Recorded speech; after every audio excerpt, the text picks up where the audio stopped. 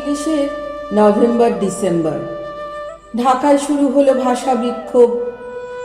21শে ফেব্রুয়ারি 1952 বিক্ষোভ চরম আকার নিল। 144 ধারা অমান্য করে রাজপথে বেরিয়ে এলো ঢাকা বিশ্ববিদ্যালয়ের তরুণ ছাত্রেরা।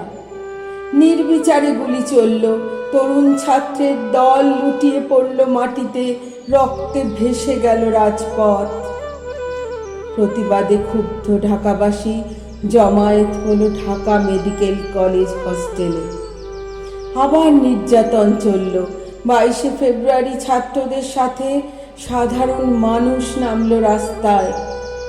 এক রাতের মধ্যে গড়ে উঠল স্মৃতিস্তম্ভ। ভাষা শহীদদের স্মৃতিতে সেই স্মৃতিস্তম্ভ ভেঙে গুড়িয়ে দিল পাকিস্তান সরকার। ভাষা আন্দোলন চলতে থাকে। 1954 সালে 9 মে বাংলা পেল পাকিস্তানের অন্যতম রাষ্ট্রভাষা হিসেবে স্বীকৃতি। কিছু তরুণ বাঙালি রক্ত দিয়ে মায়ের ভাষাকে দিয়ে গেল মর্যাদার আসন, মায়ের সম্মান। তাদের এই আত্মবলিদান বাংলাকে পৌঁছে দিল বিশ্ব আঙিনায়। 21শে ফেব্রুয়ারি পেল আন্তর্জাতিক মাতৃভাষা হিসেবে স্বীকৃতি।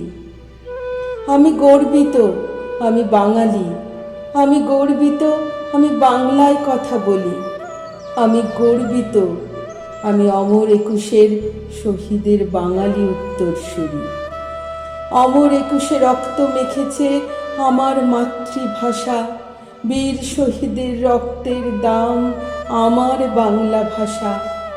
শয়নে স্বপনে মননে থাকুক আমার প্রাণের বাংলা ভাষা। বর্ণমালা সহজ পাঠে খুঁজে পাই আমার মায়ের ঘ্রাণ। রবীন্দ্র নজরুলে খুঁজে পাই আমি দুই বাংলার প্রাণ।